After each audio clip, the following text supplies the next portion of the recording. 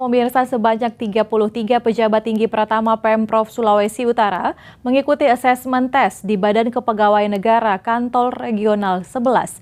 Tahapan asesmen ini merupakan syarat wajib sebagai penilaian untuk dilakukan rolling pejabat oleh Gubernur.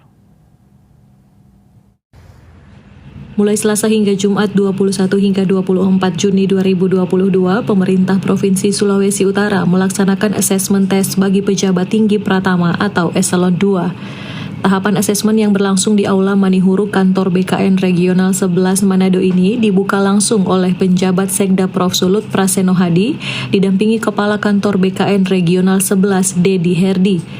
Ada sebanyak 33 pejabat tinggi Pratama ikut dalam asesmen tes ini.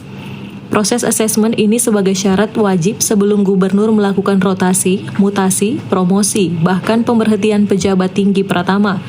Karena melalui tahapan ini diharapkan Kabinet ODSK lebih berkompeten, serta visi Sulawesi Utara yang maju dan sejahtera menjadi pintu gerbang Indonesia di kawasan Asia Pasifik lebih terjamin dicapai.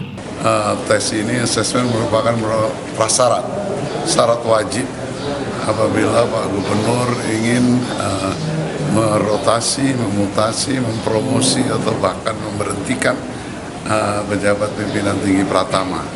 Itu untuk salah satu persyaratan wajibnya adalah adanya asesmen ini. Nah, jadi dengan dua maksud ini bisa kita gabungkan, utamanya hasil akhir yang diharapkan otomatis Kabinet ODSK menjadi lebih berkompeten dan visi Sulawesi Utara untuk maju dan sejahtera sebagai pintu gerbang di Asia Pasifik yang Pak Gubernur gariskan bisa lebih terjamin untuk dicapai. Jadi lebih dicapai karena didukung oleh para pejabat pimpinan tinggi Pratama yang handal. Asesmen tes bagi pejabat tinggi Pratama dilakukan setiap 3 tahun. Jika pejabat sudah pernah ikut, maka pada 3 tahun berikutnya wajib diperbaharui lagi.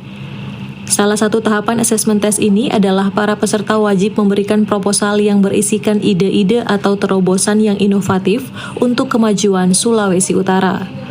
Paul Bawole melaporkan untuk Kawanwa TV.